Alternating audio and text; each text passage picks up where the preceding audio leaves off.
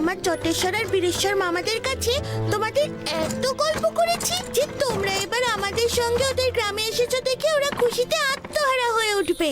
তাই তুই আমাদের নামে ঠিক কি কি বলেছিস শুনি? বলেছি তোমরা সবাই আমার খুব খুব খুব প্রিয় বন্ধু, আর ভোলা দাদা হলো আমাদের সেই বন্ধু দলের মাথা। ও যা বলে আমরা তাই করি। আমার সম্পর্কে কিছু বলিসনি?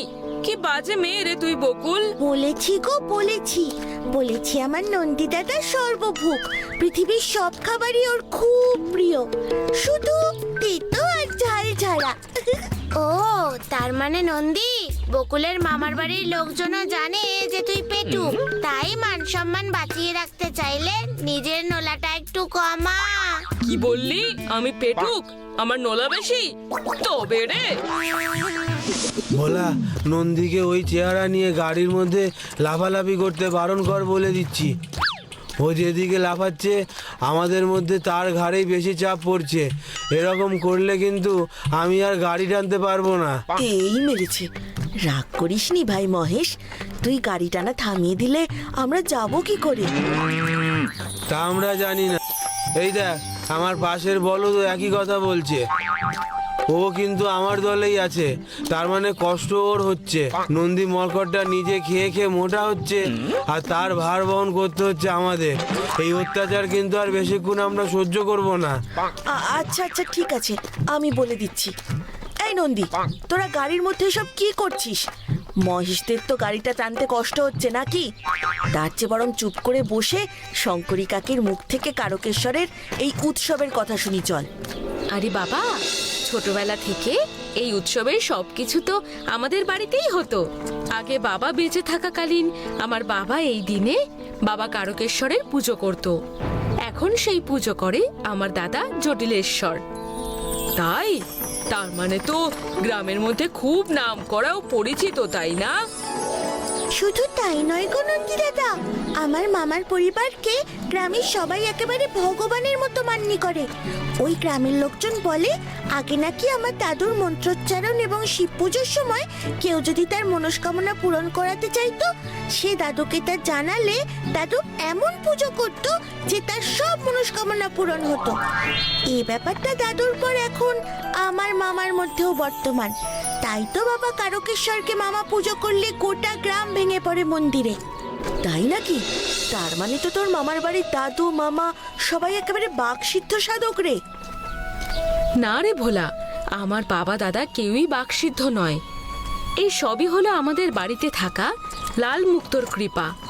আমার বাবার যিনি গুরু ছিলেন ব্রহ্মানন্দ স্বামী, তিনি বাবাকে ওই মুক্তো উপহার দিয়েছিলেন। ওই মুক্তোর কৃপায় নাকি আমাদের পরিবারের পুরুষদের মুখ দিয়ে উচ্চারিত বাণী একেবারে স্বয়ং বাবা কারকেশ্বরের কানে গিয়ে পৌঁছয়। তাই তো সবার মনস্কামনা পূর্ণ হয়। তাই নাকি? এ তো আরো ভালো কথা। দেখছিস নন্দী, দেখ আমার ভোলানাথের কৃপা দেখ। সে তো হারে হারে দেখতে পাই ভাই। ভোলেনাথের কৃপার বর্ষণ হয় তোর ওপর, আর বিপদে পড়ি আমরা সবাই।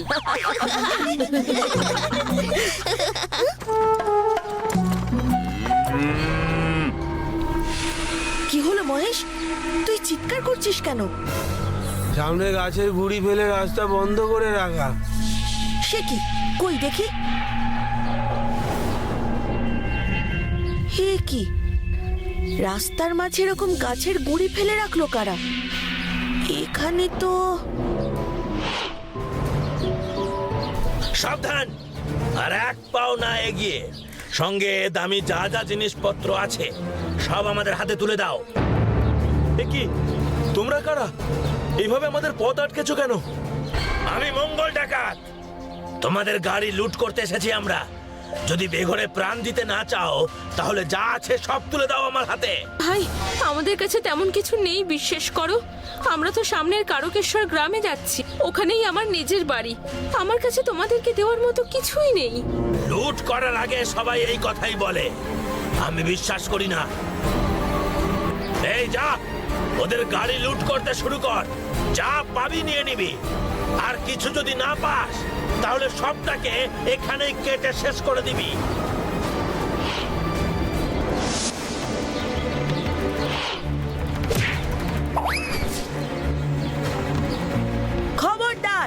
যদি কেউ আমাদের গাড়িতে ওঠার চেষ্টাও করেছো তাহলে আমার থেকে খারাপ কিন্তু আর কেউ হবে না। হুয়া! ইয়া! হুয়া!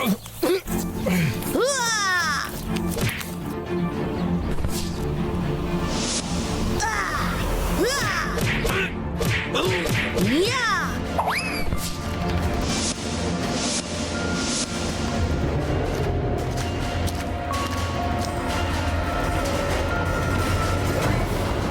যাক বাবা, সবাই পালিয়ে গেছে। সত্যি ভোলা, তুই ছিলিস বলেই এই যাত্রায় আমরা সবাই বাঁচলাম। আপনারা বুঝতে পারছেন না কেন? আমি এবারে বাবা কারকেশ্বরের পুজো কিছুতেই করতে পারবো না। আপনাদের তো বলছি অন্য কাউকে বলতে যে এইবারের পুজোটা যেন সে সম্পন্ন করে। সে না হয় বুঝলাম, কিন্তু কেন পারবেন না তা তো বলবেন। আমরা এই কারকেশ্বর গ্রামের সবাই সারা বছর অপেক্ষা করে থাকি এই দিনটার জন্য। আপনি পুজো করলে তবেই তো আমাদের সবার মনস্কামনা পূরণ হয় জটেশ্বর বাবু। তাহলে আপনি এবার আমাদের এইভাবে নিরাশ করতে চাইছেন কেন? কারণ এবার আমার পুজোয় কোনো কাজ হবে না। এতদিন ধরে যে লাল মুক্তোর জোরে আমরা আমাদের মুখ দিয়ে উচ্চারিত মন্ত্র বাণী মানুষের মনস্কামনা বাবার কান পর্যন্ত পৌঁছে দিয়ে এসেছি, সেই মুক্ত কাল রাত্রে মঙ্গল ডাকাত ডাকাতি করে নিয়ে গেছে। সে কি, এ কি অলক্ষণে কথা বলছেন আপনি জটেশ্বর বাবু? লাল মুক্তা আপনাদের বাড়িতে নেই? এই তুমি কি বলছো দাদা? লাল মুখ তো নেই। শঙ্করী, মহাদেব, তোমরা এসেছো? হ্যাঁ দাদা, গ্রামে কারকেশ্বরের উৎসব আগামীকাল। বকুল আর ওর মা প্রতিবারই আসার বায়না করে, কিন্তু আনতে পারি না। এবারে সুযোগ পেলাম তাই। কিন্তু এসব কি কথা শুনছি? ঠিকই শুনেছ মহাদেব। তোমরা এমন এক উৎসবে যোগদান করতে এলে যে উৎসবে বাবার মাহাত্ম্যই আর এই গ্রামের মানুষ পাবে না। কিন্তু এ কি করে সম্ভব হলো? মঙ্গল ডাকাত গোটা গ্রামে কারোর বাড়িতে না এসে আপনার বাড়িতে ডাকাতি করতে এলো কেন? আমার ধারণা ও এই লাল মুক্তই নিতে এসেছিল, আর সেটা নিয়েই ও চলে গেছে। সর্বনাশ, এখন কি হবে? মঙ্গল ডাকাত তো থাকে সেই সবুজ দ্বীপে। এতক্ষণে তো সে নিজের দ্বীপেও পৌঁছে গেছে। তাহলে আমরা এখন সেই মুক্ত ফেরত পাবো কি করে? মঙ্গল ডাকাত এখনো এখানেই আছে। কে তুমি বাবা? তোমাকে তো ঠিক চিনলাম না। ও আমার ভোলা দাদা গো বড় মামা। তোমায় বলেছিলাম না, সেই যার ওপর ভোলানাথের কৃপা আছে, এই তো সেই ভোলা দাদা। হ্যাঁ হ্যাঁ, ও তুমিও এসেছো? আপনি নিশ্চিত যে ওই মঙ্গল ডাকাতি আপনার সেই লাল মুক্ত ডাকাতি করেছে? হ্যাঁ বাবা, সে কাল রাতে আমাদের বাড়িতে তার দলবল নিয়ে এসেছিল ডাকাতি করতে, আর সেই লাল মুক্ত আমার ঠাকুর ঘর থেকে ছিনিয়ে নিয়ে সে চলে যায়। ভোলা, রাস্তায় যে ডাকাত দল আমাদের আক্রমণ করলো, সেই ডাকাত দলই কি মঙ্গল ডাকাতদের দল? একেবারেই তাই। সেই জন্যই তো বলছি, ওই মঙ্গল ডাকাত আর তার দলবল কোথাও যায়নি, এখানেই আছে। সত্যি? মঙ্গল ডাকাতের দল এখানেই আছে? কিন্তু থাকলেই বা আমাদের কি? মঙ্গল খুব সাংঘাতিক ডাকাত, তাকে পরাস্ত করা কারুর পক্ষে সম্ভব নয়। সম্ভব নয়? কি বলছো মামা? আমাদের ভোলা তো ইতিমধ্যে তাদের মেরে ছাতু করে তারপরেই এলো। তাই নাকি? বলা, তুমি মঙ্গলকে? তার কুকর্মের উপযুক্ত শাস্তি দিয়েছি। তবে এই মুক্ত হারিয়ে যাওয়ার ব্যাপারটা আগে জানা থাকলে একেবারে কেড়েও নেওয়া যেত। কিন্তু মঙ্গল ডাকাত তো এই চত্বরে ডাকাতি করার পরেই নিজের দ্বীপে ফিরে যায় শুনেছি প্রতিবার। তাহলে এবার ডাকাতি করার পরেও ও এই অঞ্চলে কি করছে? আমি কথা দিচ্ছি, আজ রাতের মধ্যে আমি এবং আমার বন্ধুরা মিলে ওই লাল মুক্ত উদ্ধার করে আমরা ফিরিয়ে নিয়ে আসব। বড় মামা, আপনি নিশ্চিন্তে থাকুন। কাল বাবা কারকেশ্বরের পুজো আপনিই করবেন। দূর দূর, হ্যাঁ, কাল থেকে যেভাবে দিন কাটছে এইভাবে চললে তো মঙ্গল ডাকাতের নামের ভয় সকল মানুষের মন থেকে একেবারে উঠে যাবে। ঠিকই বলেছেন সর্দার। কাল রাতেও অমন একটা ডাকাতি করলাম, কিন্তু কি পেলাম? ফক্কা। আর আজ এই পুচকে ছোড়াটা আমাদের ধরে ধরে কি মারটাই না মারলো। আমি অবাক হয়ে যাচ্ছি, ওইটুকু একটা ছেলে আমাদের গোটা দলকে মেরে একেবারে পাঠ করে দিল। হ্যাঁ, কিভাবে? না না না না না না না, এ ছেলে সাধারণ কেউ নয়। ওই দেখ, মঙ্গল আর তার দলবল এখানে লুকিয়ে আছে। তাই তো দেখছি। তার মানে তোর ধারণাই ঠিক ছিল।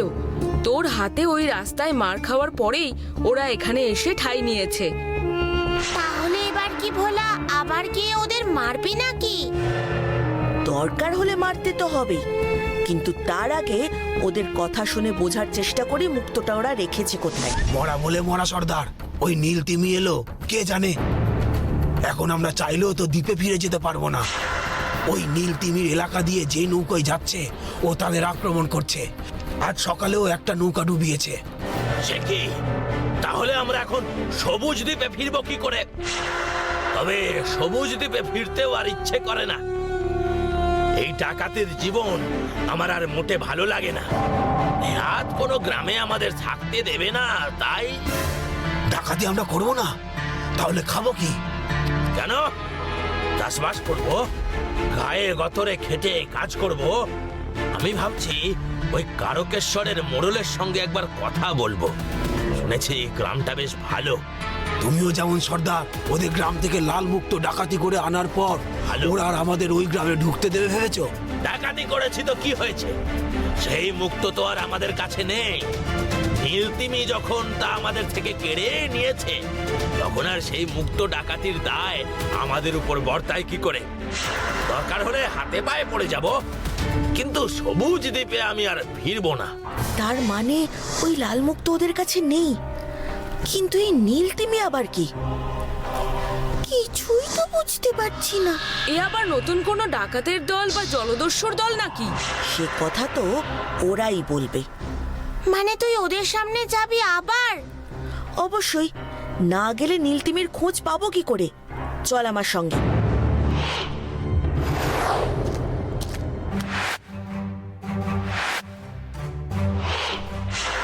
এ কি, তুমি এখানে কেন? কি চাই?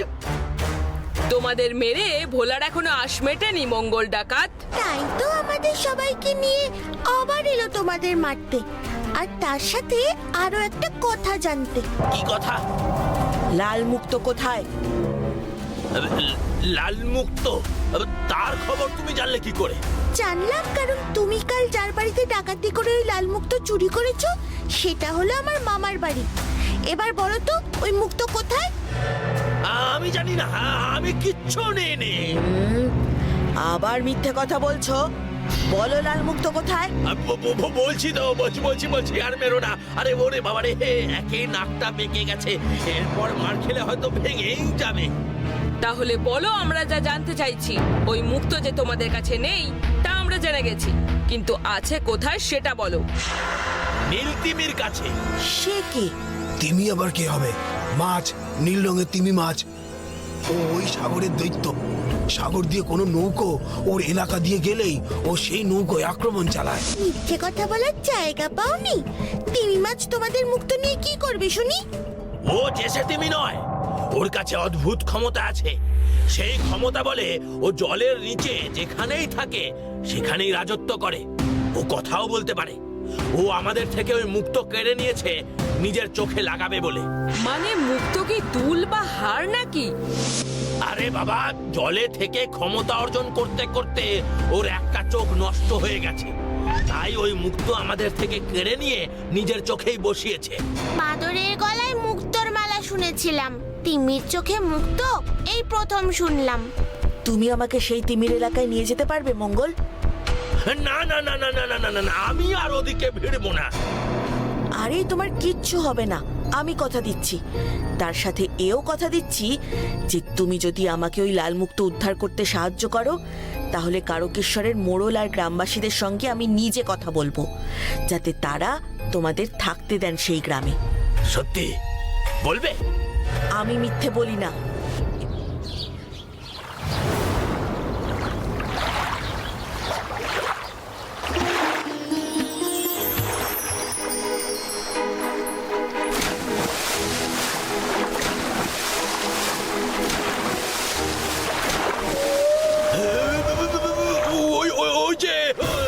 আসছে।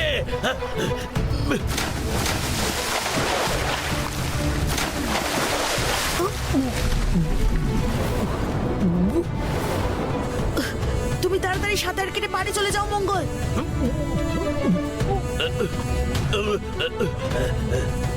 আর তুমি? আমি মুক্ত উদ্ধার করে নিয়ে আসছি।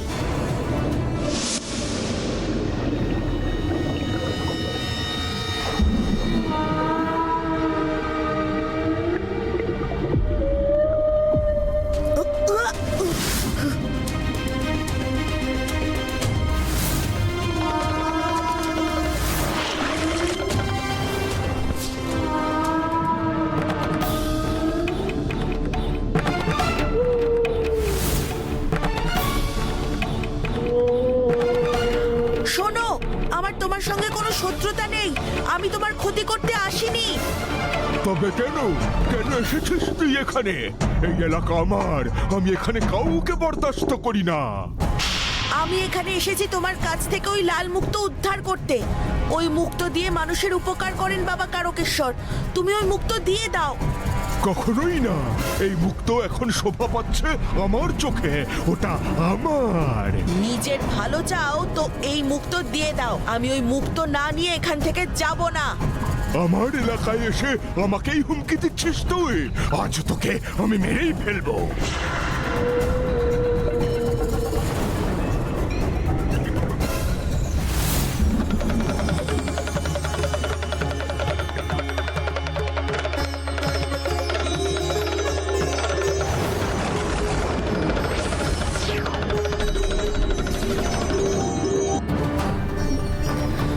তুমি দেখছি এমনি কথায় রাজি হবে না, তাহলে এবার ঠেলা সামলাও।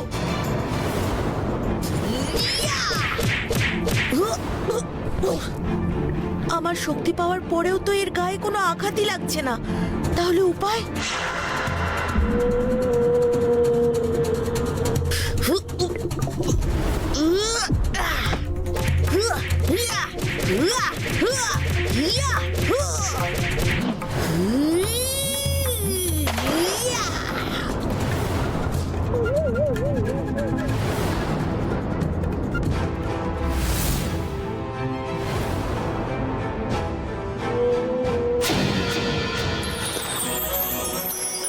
তুমি ওই তিমির চোখ থেকে এটা নিয়ে এলে? হ্যাঁ, তুমি তো অসাধ্য সাধন করতে পারো হে। এই জন্যই তো বলে ভোলা থাকে যেখানে অসাধ্য সাধন হয় সেখানে। বলেছিলাম না, আমার বন্ধু ভোলেনাথ থাকতে আমার আবার কিসের ভয়। চল বকুল, এই মুক্ত এবার তোর মামার হাতে তুলে দি, আর তারপর কাল থেকে কারকেশ্বরের বাবার উৎসবে মাতি। আর আমাদের কি হবে? তুমি যে বললে সত্যি যদি তুমি ডাকাতি ছেড়ে ভালো মানুষ হও, তাহলে কারকেশ্বর গ্রামেই থাকবে। তুমি এসো আমার সঙ্গে। জয় ভোলেনাথের জয়, জয় জয় ভোলেনাথের জয়। জয়।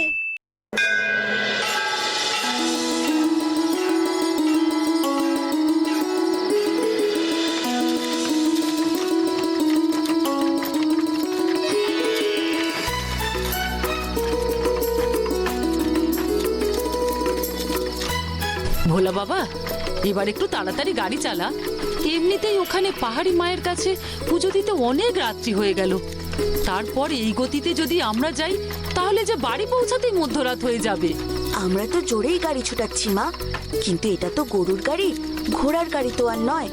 মহেশ ও আরেকটা বলদ যথেষ্ট গতিতেই ছুটছে মা, তুমি চিন্তা করো না, আমরা মধ্যরাত্রের আগেই আমাদের রাজ্যে পৌঁছে যাব। আমার কিন্তু এই জায়গাটায় বেশ ভয় করছে। দেখ চারিদিক কেমন নিঝুম, চারিদিকে একটা জনপ্রাণী নেই, এমনকি একটা বন্য জন্তুরও ডাক শোনা যাচ্ছে না। আমি শুনেছি এইরকম জায়গাতেই তেনারা থাকেন। তেনারা কারারে শিবু? ভূতেরা? উফ ভোলা, এই অন্ধকারে আর তাদের নাম ধরে ডাকিসনি দেখি। কাকি, তোমার ছেলেটাকে বলো না একটু সাবধানী হতে। তোদের বন্ধু তোরাই বল, কতবার তো তোদের সাথে সাথে ওকেও বলি অযথা বিপদে ঝাঁপাস না, কিন্তু আমার সে কথা তো তোদের বন্ধু এক কান দিয়ে শুনে অন্য কান দিয়ে বার করে দেয়।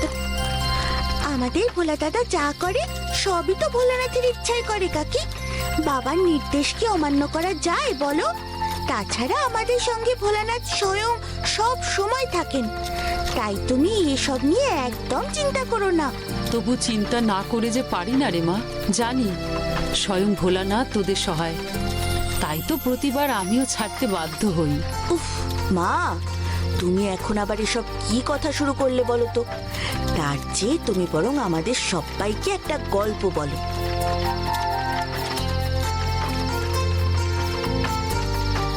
তা হ্যাঁ রে শিবু, তোর ওই তেনাদের কেমন দেখতে হয় রে? এইরকম। ওরে বাবা রে, মারে এটা কে রে? কাকি গো, নন্দীকে ভূতে ধরেছে দেখো।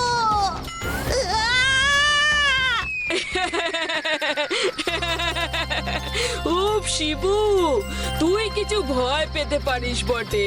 তার মানে তুই আমাকে ভয় দেখাতে এরকম মুখে রং কালি মেখেছিস? তা নয় তো কি, আমি দেখতে চাইছিলাম সত্যি তুই ভূতে ভয় পাস কিনা। কিন্তু তুই এতক্ষণ করে যা কাণ্ড করলি গাড়ির ভেতর, তারপর আমি নিশ্চিত যে তুই শুধু ভূতেই ভয় পাস না, বরং একেবারে কাঁপতে শুরু করিস।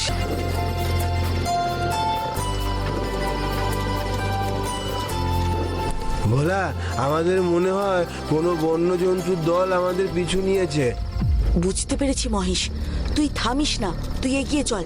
ওরা যদি আক্রমণ করতে আসে তখন দেখা যাবে, চিন্তা করিস না। আমার মনে হয় আমাদের পেছনে যারা ধাওয়া করছে তারা বন্য কুকুরের দল। আমি আগেও শুনেছি এই শালবনি জঙ্গলে বন্য কুকুরদের বাসস্থান। আমারও তাই মনে হচ্ছে। তুই তাড়াতাড়ি পা চালা মহেশ।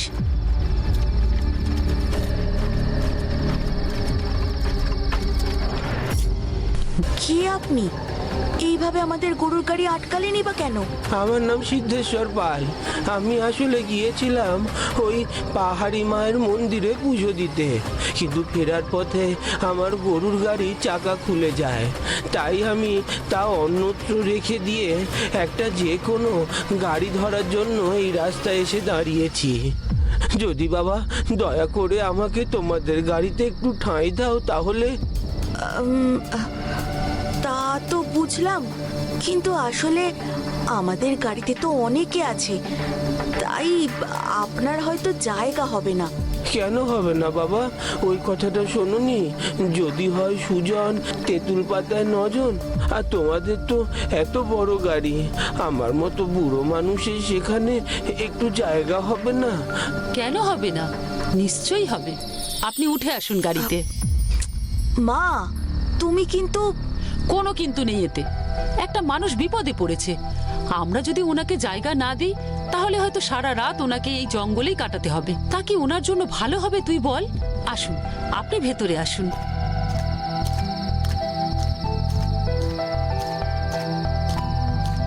ধন্যবাদ মা আপনাকে। আপনার জন্যই আমার এই গাড়িতে জায়গা হলো। আসলে গাড়িটা রাস্তার মধ্যে এমনভাবে খারাপ হয়ে গেল যে বলার কথা না।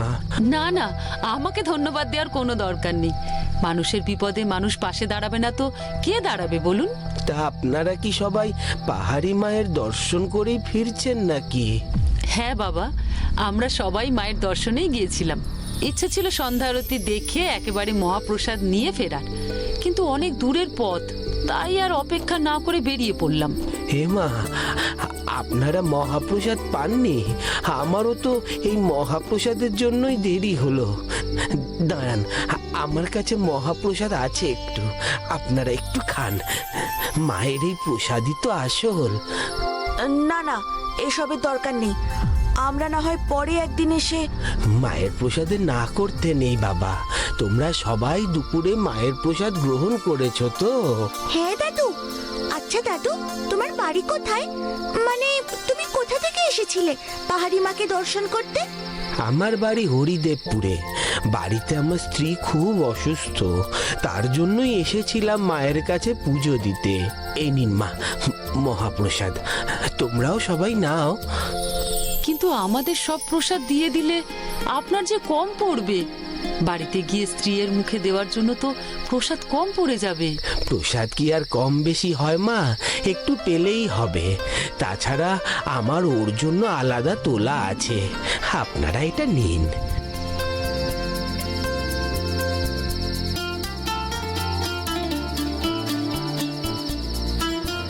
সন্দেশ, সন্দেশ আমার খুব প্রিয়। বেশ তো, তাহলে তুমি পুরোটাই নাও, কোনো অসুবিধা নেই, নাও।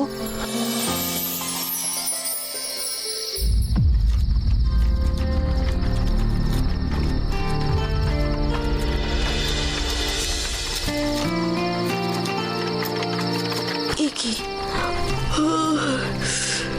আমার এত ঘুম পাচ্ছে কেন? এই সময় তো আমার কখনো ঘুম পায় না। তাহলে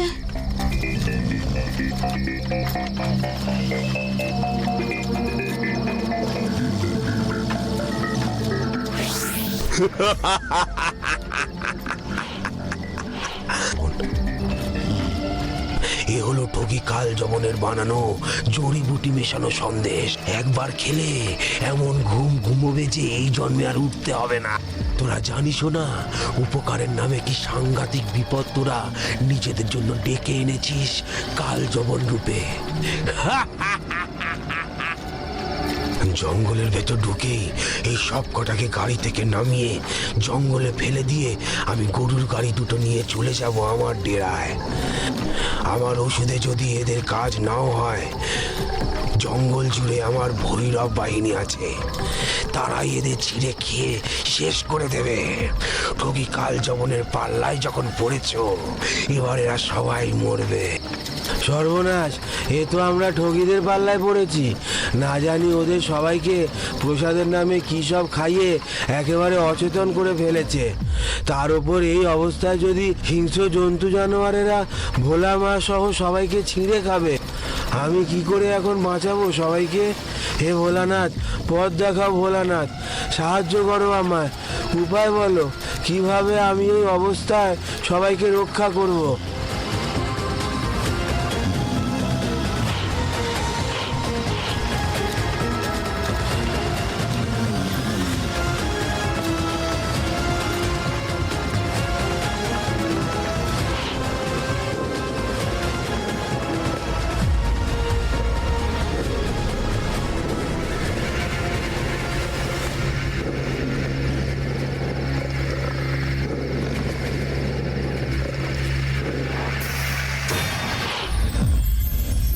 বন্ধু, বন্ধু, ওঠো বন্ধু, জাগো বন্ধু।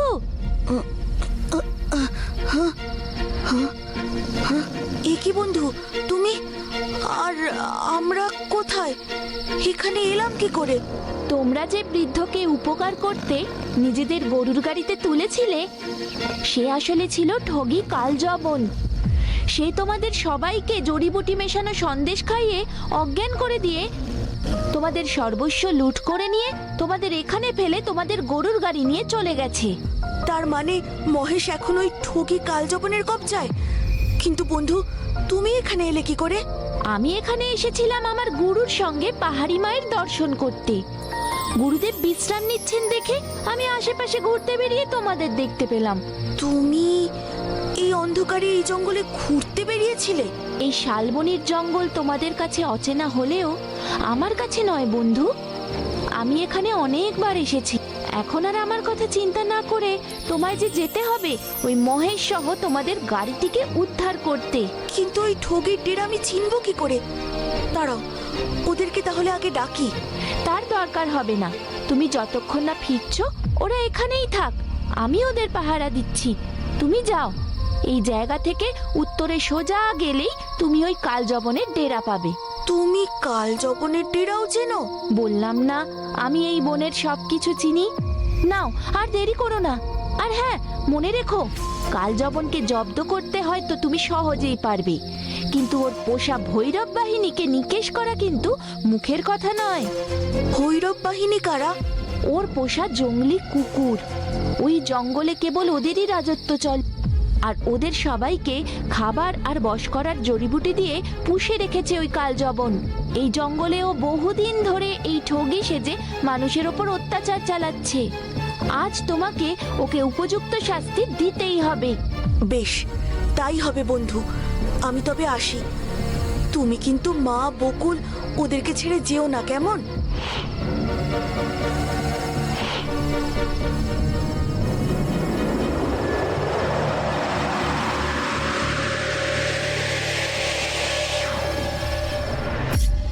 ব্যাস, এবার ভূত পিশাচ কি অপদেবতা, দৈত্য দানব কিংবা হিংস্র পশু, কেউ আর এই রেখা পার করে ওদের কিচ্ছু করতে পারবে না।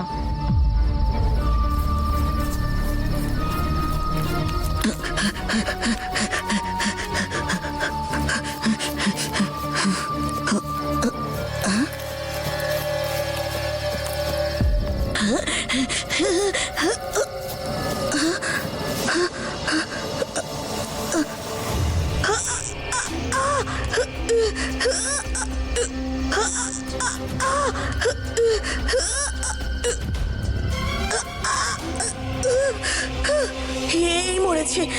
এখন আমি কি করব? আমার ডুকডুকিটাও তো কোমরে গোজা, ওটাও তো বার করতে পারবো না যে এই অবস্থা সামাল দেব। তাহলে এখন উপায়? এদিকে এই মাটির দৈত্য হাত তো ক্রমশ আমাকে নিচের দিকে টেনে নিচ্ছে।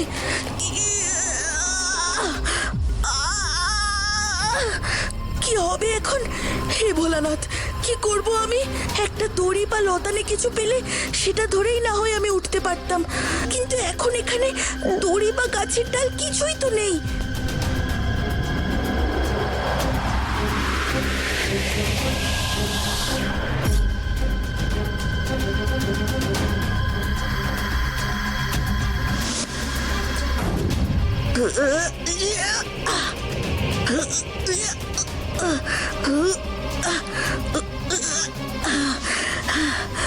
উফ, বড় বাঁচা বাঁচলাম।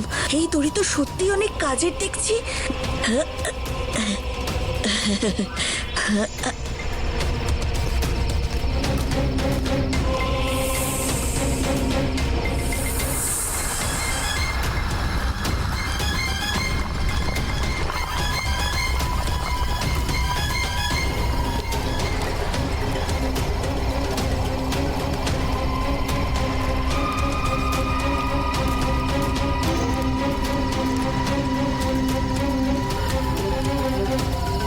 হে ভোলানাথ, এই কি বিপদে ফেললে তুমি আমাদের?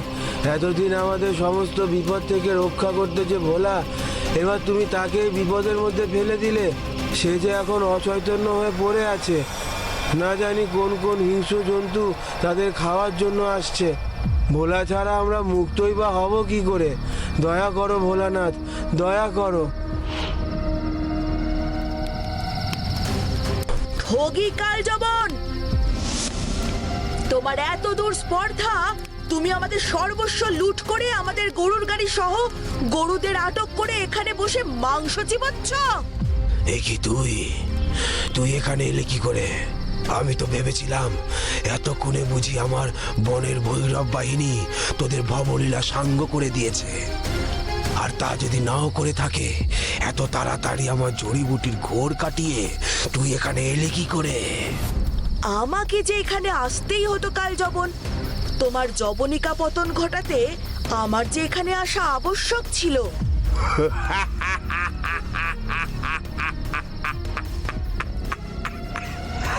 আমার জবনিকা পাত ঘটাবি তুই, তার আগেই আমি তোকে শেষ করে দেব। এই কে আছিস? ধর ওকে, একেবারে শেষ করে দে ওকে তোদের লাঠির গায়ে।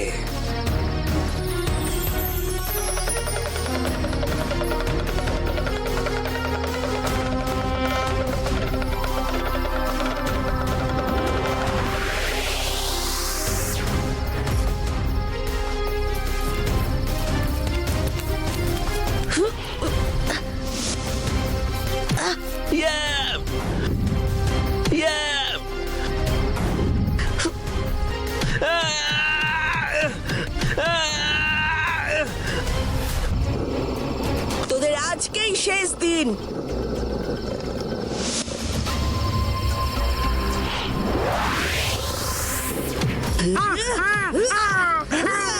কাল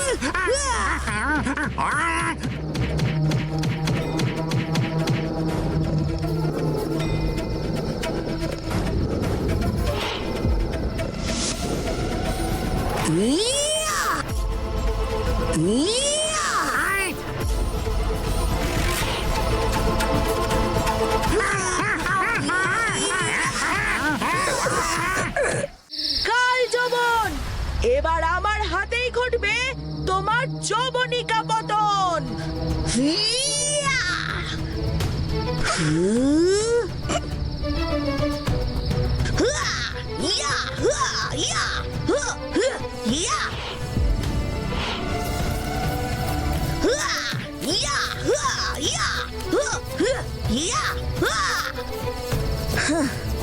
আর যেন তোমাদের কাউকেই জঙ্গলে না দেখি, যদি দেখি তাহলে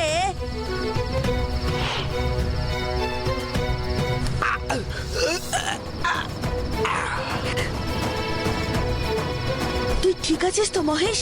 তুই না আসা পর্যন্ত ঠিক ছিলাম না। আমার তো চিন্তা হচ্ছিল খুব তোদের জন্য। তা তুই এখানে এলি কি করে?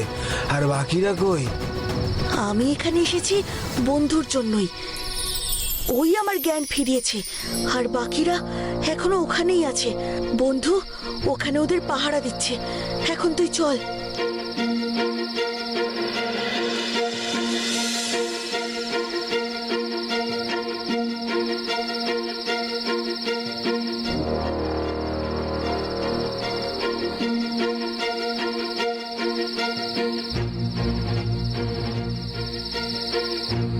যাও বন্ধু, এবারে নিশ্চিন্তে বাড়ি ফিরে যাও। সত্যি তুমি আজ অসাধ্য সাধন করলে। এই জন্যই তো আমাদের নন্দী বলে, ভোলা থাকে যেখানে। অসাধ্য সাধন হয় সেখানে।